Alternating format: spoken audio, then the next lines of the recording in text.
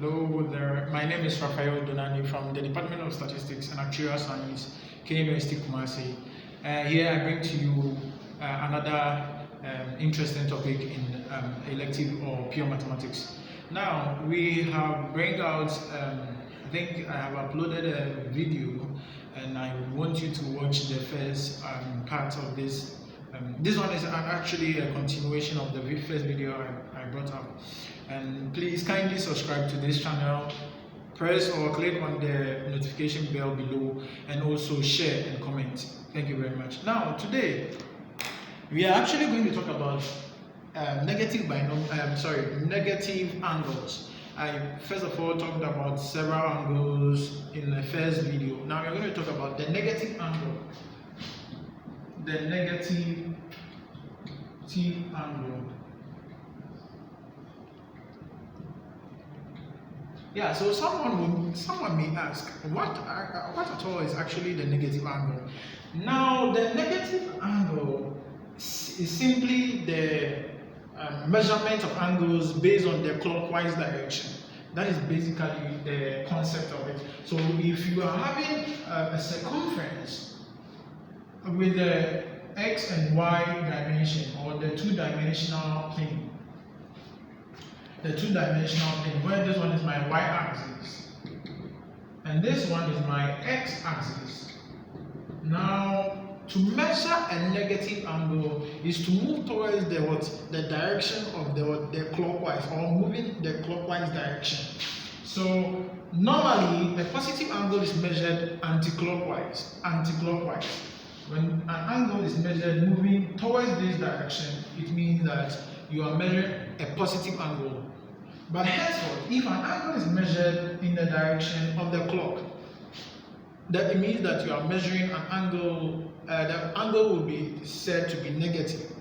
So here, if there is a straight line from the origin to any point on the circumference, P, X, Y, where my y distance, this is my y distance, and this is my x distance from the origin, and here will be said R.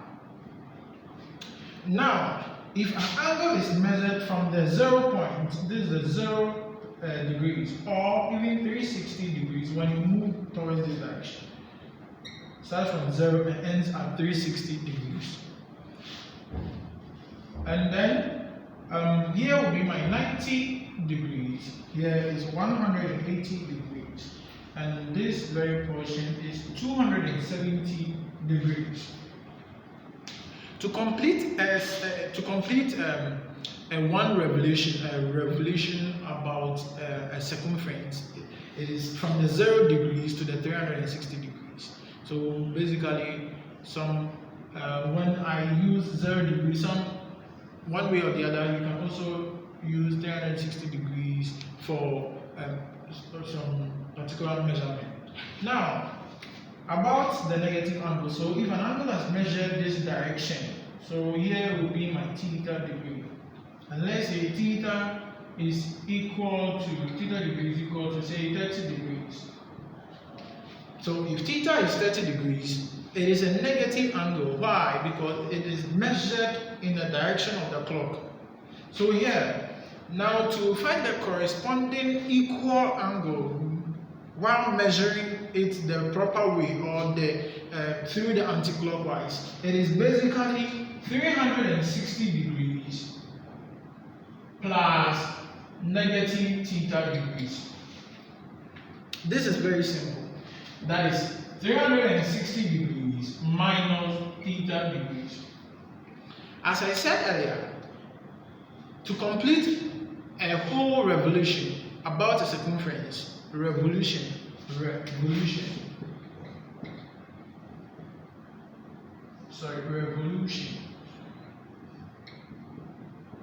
To complete a whole revolution, you move from the 0 degrees to the 360 degrees. So any other angle that comes will be just an additional. But in the case of the negative angle, if we are to add any other angle in the negative direction, it gives us the corresponding positive angle That is an angle that is measured anti-clockwise. So if my degree or my theta degree is equal to 30 degrees, it means that my corresponding positive angle will be 360 degrees minus what? The 30. So in that case, I'm going to get something like 330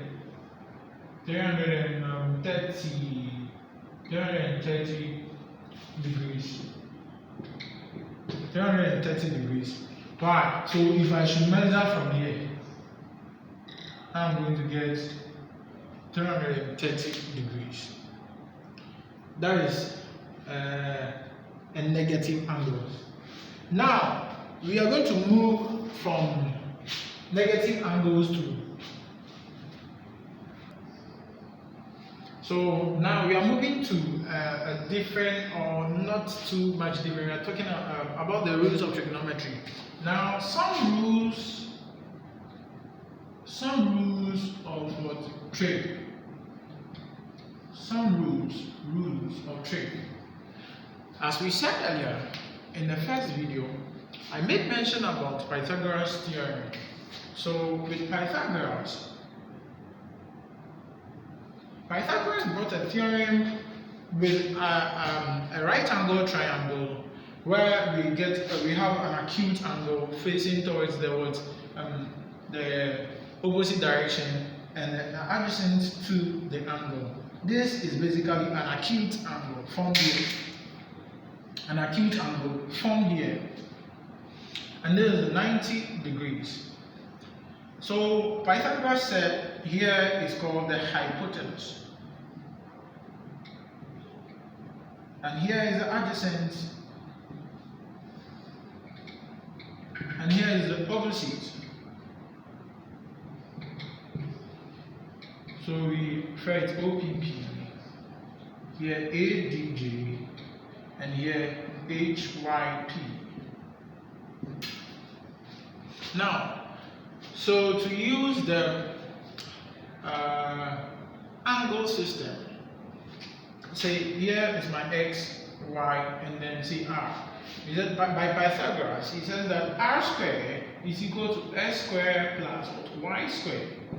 Now, some rules using the angle system or using the sinusoidal, the trig system. Now we are going to get sine of theta degrees squared plus cos of theta degrees squared. Not the square is not on the theta, the square is over here. The square is on the sine. There is a difference between cos theta squared and cos squared theta. Should bear it in mind. Is equal to the tan, 1. So cos squared plus sine squared is equal to 1. There is a whole lot of proof with this, and we will come to that. Why? Because if you do remember from my first video, when we were proving the on the two-dimensional plane with an acute angle, I made mention that if there is a point from the circumference, from the origin to any point on the circumference, then the distance and that distance from the origin to the circumference, we made mention is as a unit length. It means that adjacent theta was equal to the opposite over what? The hypotenuse r, where we said that y over r, and we said that r is a unit length. Henceforth, we had something like y. Therefore, y is equal to what? Sine of theta. This is a simple explanation to justify the reason why I'm getting this. In the same way, cos of theta was equal to x over what? R. Because we said that it's an adjacent over the hypotenuse by the Pythagoras theorem. And by that, we had R to be what? A unit length by the explanation I made earlier.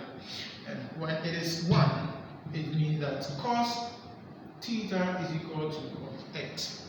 You can get this explanation very. Now, we said that to prove why this and this is equal to 1, I will get back to you in the next video and subsequent videos to come. But I just want to lay some emphasis over here with the rules. I'm just jotting down the rules, and then we will get into the reason why they are that. Now, if sine square theta plus cos square theta is equal to 1, basically means that sine square theta, so this may be equation 1 plus is equal to 1 minus what? Cos square theta. Say this equation 2. However, by the explanation, we know that if we are to use sine square plus cos square is equal to probably, let's say, tan square, and we know that tan is equal to will be mimicked or will be introduced as this. And we know r is equal to, say, r square is equal to s square plus y square. And we said that y is sine, and then x is what? Cos. Then how about r? We said that r is what? 1, a unit length, and hence what? 1 square is equal to 1. That's why we have our 1 over there. R is the unit length. It is 1. So 1 square plus our x is what? Cos theta, and then our y is what? Sine theta, and hence what we get sine square plus cos square is equal to 1. Now, moving on, in the same way we can refer cos square theta is equal to 1 minus what? Sine square of what? Theta. Now, if we want to find we also have cosine theta, and we also have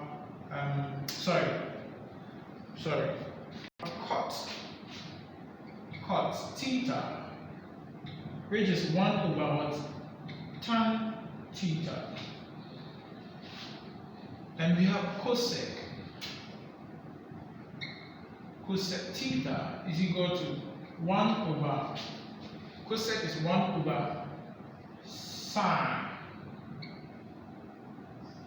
theta. Then sec is equal to 1 over cos theta. So this equation 3, equation 4, equation 5, equation 6. You can bear that in mind. Okay. So we are basically going to do some adjustment with the few equations written over here to get another equation out from them. Yeah.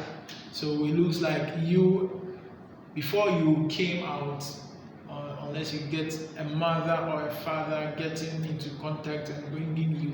So basically, this is the mother equation. So we are going to actually bring something out from that. Yeah, that was just by the way. Now, if we should consider from equation 1,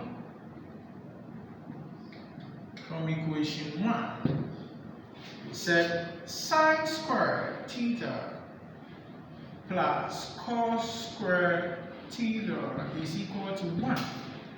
Now, if we are to divide through by sine square, okay, so say A, dividing dividing sine squared theta through equation A. I'm not going to repeat equation 1 because I'm taking in another thing, so I'm not going to include equation 1. I'm not going to start with equation 1. So we are going to get something like sine squared theta over sine squared theta is equal to plus cos squared theta over sine squared theta is equal to 1 over sine squared theta. Now we are going to cancel because they are equal. This cancels this. Now we're going to get something like cos theta over sine theta, and you know that you can write it as cos theta over sine theta all squared is equal to 1 over sine theta all squared plus 1. Now cos theta over sine theta, we know that from the previous video we said that the tan theta is equal to sine theta over what? Cos theta. However, I said earlier that cot theta is equal to 1 over what? Tan theta from equation 4. Now, so if my tan theta is sine theta over what? Cos theta, it means that if 1 over tan theta is equal to, you reverse it, that is cos theta over what? Sine theta. What I basically want to say is that if tan theta is sine over cos, then 1 over tan will basically be 1 over. So basically, if 1 over tan theta is 1 over sine theta over cos theta, it means that we are going to basically 1 over or 1 times, then you just cross multiply by bringing the cos theta upwards, and then sine theta 1 times cos theta over sine theta. That is it. And this is equal to cot of theta is equal to cot of theta. So as stated from the equation 4. So in this case, we are going to get, and don't forget, we said that 1 over sine theta is what? Cosec theta. So 1 over sine theta, I'm going to get cosec over there. So here 1 plus, here it will be cot square theta is equal to what? Cosec square over theta. So that will be equation 7. That will be equation 7. Now,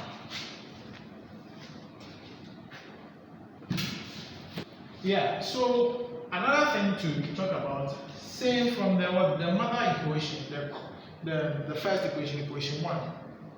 From equation 1, again,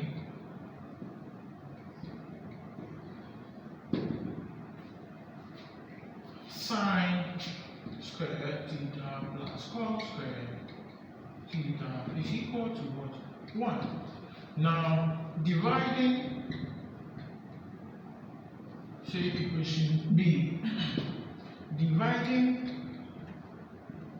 equation B by cosine squared of theta, that is sine squared of theta over cos squared of theta plus cos squared theta over the cos squared theta is equal to 1 over cos squared of theta. Now what can we see over here? you can see that cos square theta would cancel cos square theta over here. Now, this cancels this because they are all equal. Now we are going to get something like sine theta all over cos theta all in bracket squared plus 1 is equal to 1 over cos theta all squared. Because in this case, when I square both sides, when I take out the bracket, it will, this square will affect both sides. And we know that 1 square is 1, and then cos theta square will be cos square theta. Now, what can we see based on the equations said earlier? We know that sine theta over the cos theta was for tan theta. So we are going to get tan squared theta plus 1 is equal to, now we know from equation 6 that 1 over cos theta is what? Sec theta. So we are going to get sec squared theta. Why? Because this square will affect 1 over cos. We know 1 over cos is what? Sec theta. So to be sec theta all in bracket square. So that is basically it. What it is. So this will be my equation 8. Will be my equation 8. So I just want us to write a simple example, and then we know how to solve it, and then we will be through to go. So there is a question on the board right now. So given that cos k is equal to -8 on 17, and that it falls within, and that the k falls within what? 90 degrees and what? 180 degrees. That means we are going to talk about the angle, the second quadrant. We're going to talk about the second quadrant here. And that is why we are having this to be -8. Distances are not measured negative wise, but then you see the magnitude, or the distance is not negative, but the direction. If you add the direction to it, that makes it negative because it's moving towards the what? From the zero, from the positive away from the positive direction. So yeah, from the origin. Now, find sine k and tan k by using the above identities. So these are the trigonometric identities, and we're going to use the identities to find the corresponding solutions. Now, so we said from equation 1, we said sine squared theta is equal to plus cos squared theta is equal to 1. Now, sine square, we don't know, we have no idea about sine. Here we are going to use sine square k plus. Now we have plus, cos k, cos square k is equal to 1. You see that cos k is this, is -8 over 17. So we are going to find our sine square k to be equal to 1 minus cos square. And we know cos 1 minus, we are going to get, because cos square k is what? -8 on 17 all squared. And that is 1 minus 64 all over 289. You at home, you can use your calculator to punch them and you get them as it is right now. So when you do the simple subtractions or by finding the LCM, which is 289, you get 289 minus 64, giving you 225 on 289. So basically means that our sine square k is equal to 225 on 289. Then we get our sine k is equal to the square root plus or minus the square root of 225 on 289, which is equal to plus or minus 15 on 17. Now, we are getting 15 over 17 for sine k, but our angle, I mean the k degrees, is falling within what?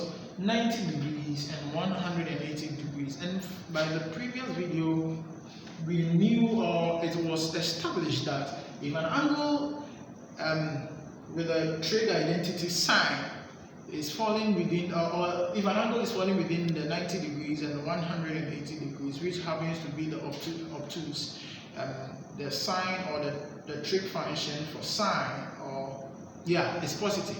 We earlier talked about cast,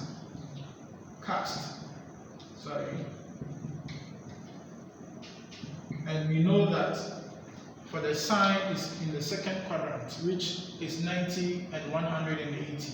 So the angle for the appropriate sign for this is positive, because sine is what? Positive on the second quadrant. So that is why here our sine k is going to be 15 on 17, not minus 17. Thank you. Now here, we were also asked to find for tan k. So we know that our tan k, tan k is equal to sine over cos. So sine theta over cos theta, or sine k. In this case, we are using k, so sine k. And we know our sine k to be what? 15 on 17. All over what? We negative 8 on what? On 17. Now we tan k.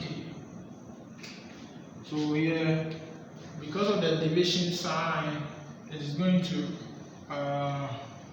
there is going to be a reciprocation, like it's going to reciprocate. It's going to change direction when we are to do a cross multiplication or a multiplication 15 over 17, and there will be reciprocation 17 over negative 8. So 17 cancels, and we are now going to get something like 15, negative 15 over 8. That's for tan k. And this makes sense. It's negative 15 on 8 because, as I said earlier,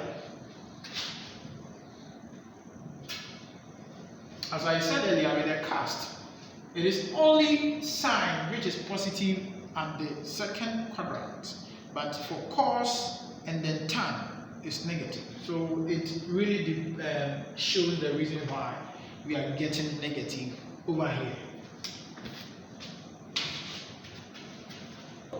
There is another question to attend to, and this is the question example 2. Without using tables or a calculator, find the values of sine b and cos b if tan b is equal to 2.4 and b is in the third quadrant. And what is the third quadrant? You see, the question, you have to take it one after the other. Then you will be able to finish the question very successfully. Now, we were demanded, or the question says that our angle is falling within the third quadrant. And we know that the third quadrant is what?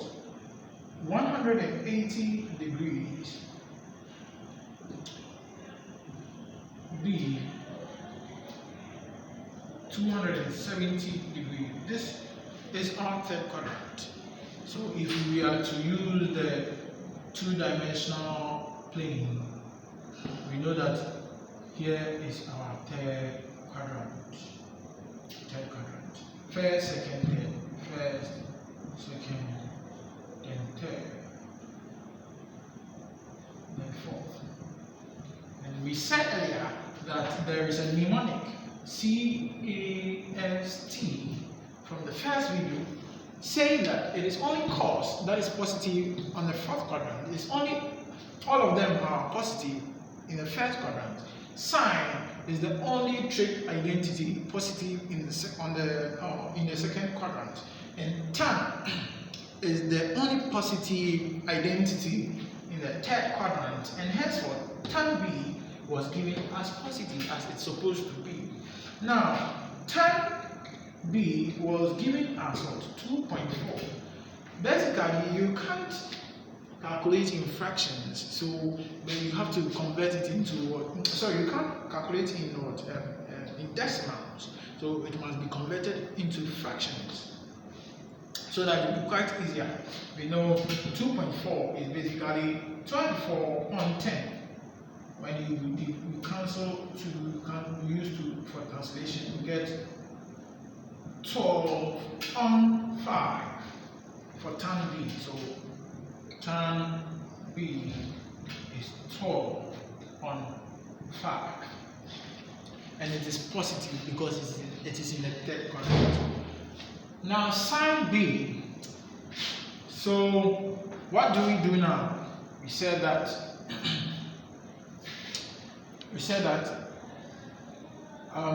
from tan theta or tan B is equal to sine B over what? Cos B. We have no idea what this is. And also, we also say that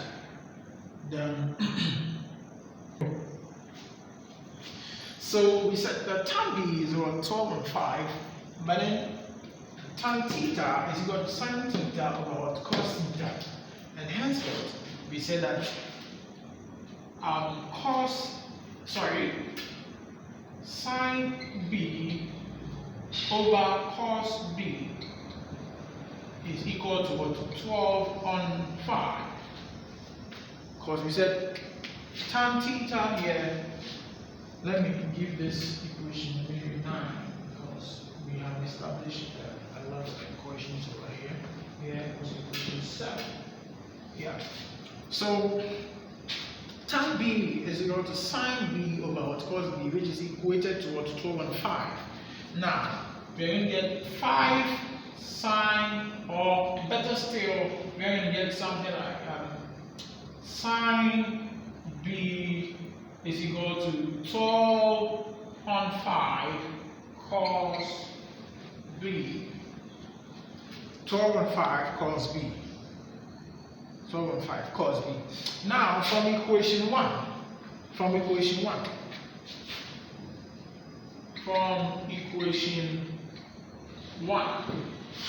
that is the mother equation, sine, say, square of B plus cos B, cos square of B is equal to 1. Basically means, or better, we can use this. We can use equation 2. That is sine square B is equal to 1 minus cos square B. Then we know that our sine B square B is equal to 1 minus sine square B. Equation 3 is further used so that we can plug in sine B into this equation, which sine B is what? 12 and 5. So plugging in, we're going to get cos square B equals to 1 minus 12 on 5. 12 on 5 cos B.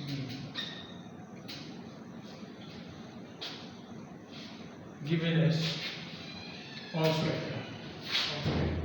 giving us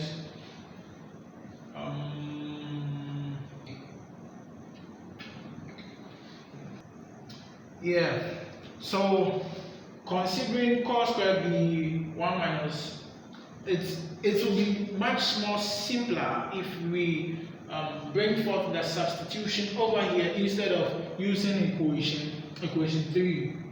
Equation 3 would make it much more complicated. But if we are to consider equation 1, as I said earlier over here, means that we're going to substitute sine b, which is representing 12 on 5 cos b, into the equation over here.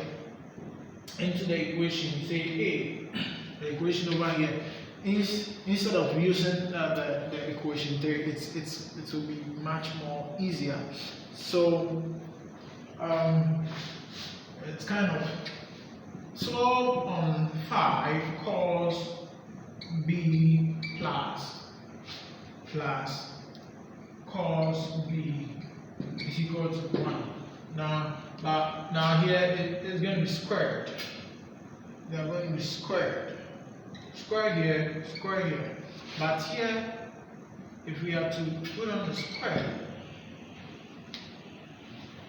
4 and 5 cos b. So in place of sine square b, we are putting the cos b all square. Square is equal to what? Is equal to 1. Now you get 144 on 25 cos b plus cos square b is equal to 1. And now we know we can factorize the cos square b out, giving 144 over 25 plus 1 is equal to 1. And here we're going to get 169 on what? 25, because simply the LCM will be 25, and here the 1 goes through 25 times plus the 144, giving us 169. So 169 cos square b is equal to 1. Now our cos square b is going to give us, there's going to be a reciprocation. It means that we are going to multiply here by 25 on 169, then multiply here by 25 on 169. Then we know this will cancel, giving us cos square b is equal to 25 on 169. And we know that cos b is equal to the plus or minus the square root of 25 on 169. So we know that cos b is equal to minus, this is going to be plus or minus what, 5 and what, 13. Because the square root of 169 is 13. And the square root of 25 is 5. So here you're going to get negative 5 on 13. We are going to accept negative 5 on 13. Why? Because cos b on the third quadrant is what? Negative. Or I mean the cos in the negative quadrant. Oh, sorry, in the third quadrant is what? Negative. However, if sine b is equal to 12 on 5 cos b, then from equation, or I should have made this equation 1 or equation A, then here will be B. So from equation A, sine B is equal to 12 on 5 what? Cos B. And we know that 12 on 5 cos B is what? Negative 5 on 13. So multiply by negative 5 on what? 13. This cancels this, giving me negative 12 on 13. So that's sine B. Negative 12 on 13.